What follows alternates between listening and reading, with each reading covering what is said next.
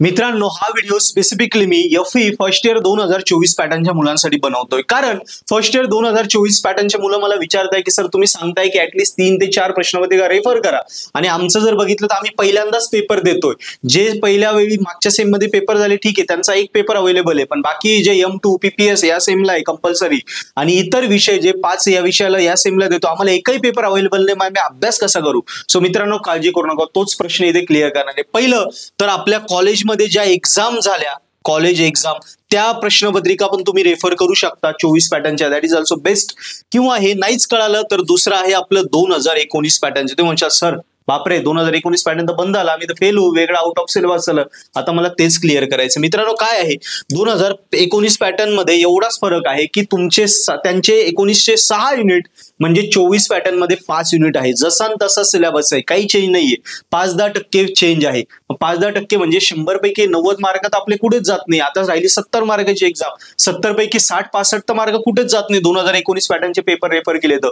फक्त रेफर करताना काय करायचंय की 2019 पॅटर्न मध्ये एंड सेम ही लास्ट 3 युनिट, लास्ट 4 युनिटला होती. म्हणजे 2019 पॅटर्न मध्ये जर क्वेश्चन नंबर 1 आणि 2 आला तर हा युनिट नंबर 3 वर असायचा. युनिट 4 कुठे असेल? क्वेश्चन नंबर 3 आणि 4 मध्ये. युनिट 5 कुठे असेल? क्वेश्चन नंबर 5 आणि 6 मध्ये. आणि युनिट 6 कुठे असेल? क्वेश्चन नंबर 7 आणि 8 मध्ये. आणि जर काही विषयांना MCQ असेल तर हे क्वेश्चन एका नंबरने फक्त पुढे सरकणार, एवढंच लक्षात घ्यायचं होतं.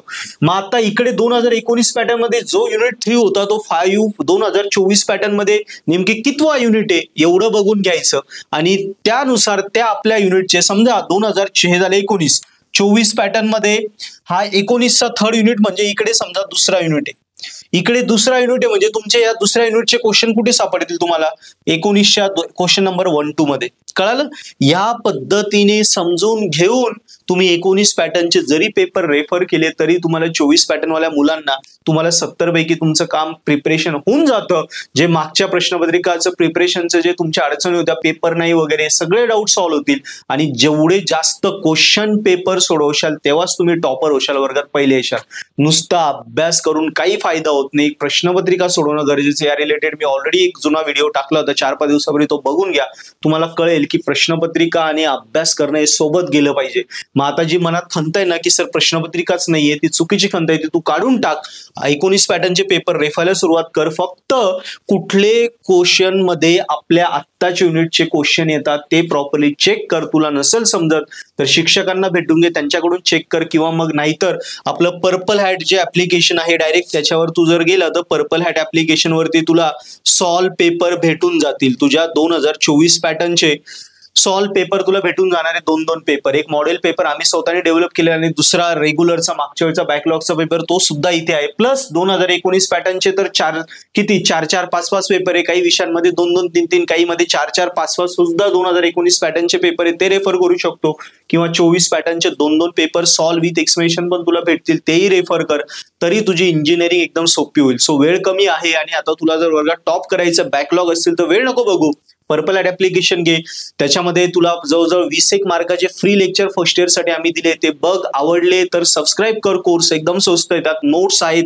कॉलेजमध्ये समजलं नाही, मराठी हिंदीमध्ये व्हिडिओज आहेत, त्याच्यावरून समजून घे. एकदम सोप्या पद्धतीने समजतं. किती वेळा बघू शकतो.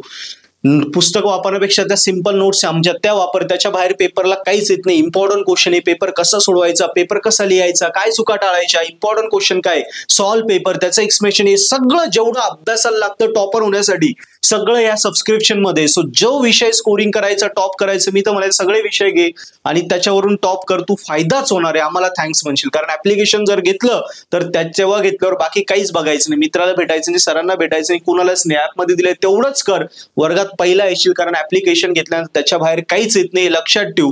तू वर्गात पहिला येशील, टॉपर बनशील.